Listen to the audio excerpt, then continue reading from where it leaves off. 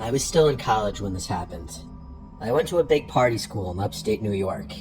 I wasn't in a sorority, but I attended a lot of the frat parties still. I had a heavy drinking phase in college, unfortunately, but I guess it's good that I got it out of my system. There was an upcoming frat party that my friends Deanna and Kayla wanted to go to. I was not one to ever say no to a party unless I was already deathly hungover, and even then I'd sometimes be known to still go out. I was living in a house off campus with 3 other girls. We were not a sorority house or team house or anything like that, just 4 friends renting a house together. I believe it was a Kappa Sigma party that we were going to. The house was about 20 minutes away from campus. We pre-gamed pretty heavily at our house, and then we called an Uber, which we all split. On the Uber ride there, we pre-gamed some more, which was a recipe for disaster. By the time we showed up to the party, I was borderline blacked out. I just barely remember the layout of that house. I'd never been to a Kappa party besides that night. It's weird, I have short spans of memory from that night. I vaguely remember the outside, that there were a bunch of frat guys standing out front of the house. And then I remember the DJ in the living room and the 2 beer pong tables in the kitchen. I was later told that I played beer pong with some random frat guy and ended up talking to him in a corner for a big chunk of the night. But after that, nobody knows where I went.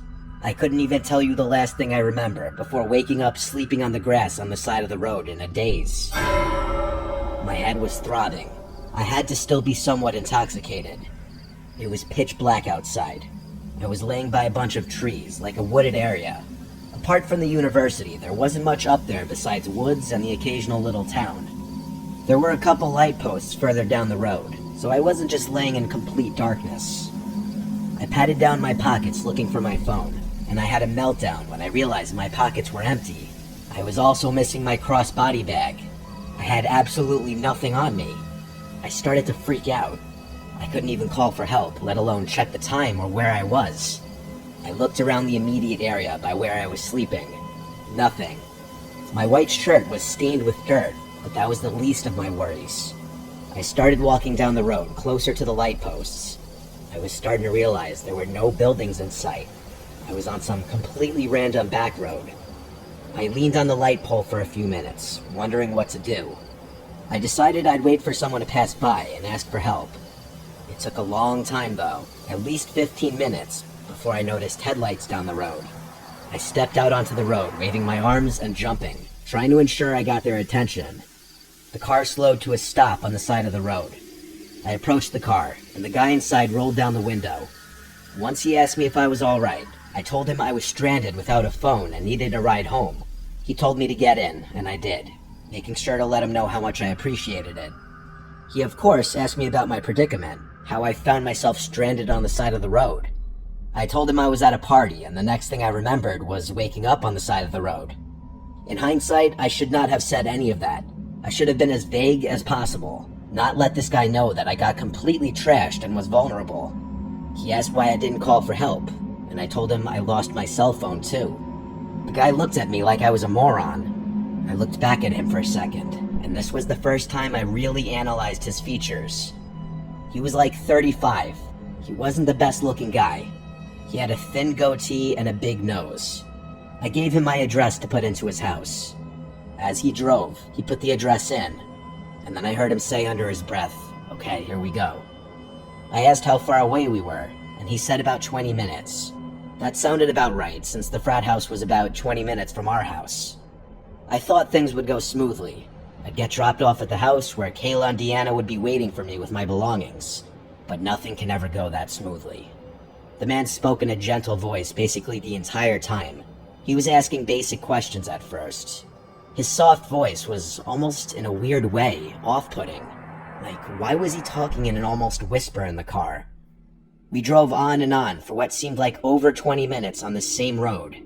I started to get concerned, and so I asked him how much further we had. He didn't respond right away, so I said, "Sir," and he went, "Hmm?" And I repeated my question. He said in his soft voice, "Not far." This wasn't right. Our house is in town, yet we were still on the same back road with nothing but trees everywhere. I started noticing in my peripheral vision that he would look at me multiple times, like he'd move his whole head to stare at me for a few seconds and then look back at the road. I was starting to feel sick. I asked him if he put the right address in, and he said yes. Then he said, "What color underwear are you wearing?" as he put his hand on my knee and started rubbing my knee. I moved it away and told him in a desperate voice to please not hurt me. I just want to get home safe. He said, "Why would I hurt you?" After saying this, he pulled onto the grass on the side of the road and put the car in park, and he was about to lean over towards me and do something, like put his arms around me, but I didn't let him. I opened the door and ran into the woods. Luckily, I was wearing my Air Force Ones, so I didn't have a hard time running in the woods. I ran only just enough to be out of sight from the car, when I could no longer see its headlights. I heard the man for the first time raising his voice, and he yelled into the woods, "Where you at? I just want to lick your pussy." I put my hands over my mouth, not only to muffle my breathing, but because of pure fear. I waited and waited until I heard a car door slam shut and the sound of a car speeding off.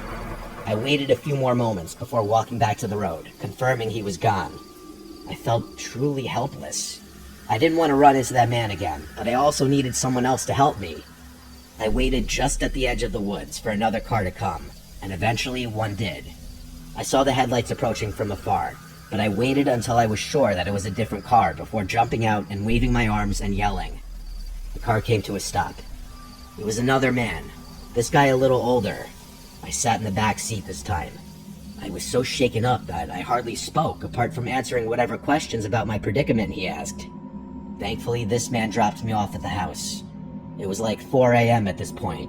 My friends were still awake, waiting for me. They had my phone and my bag.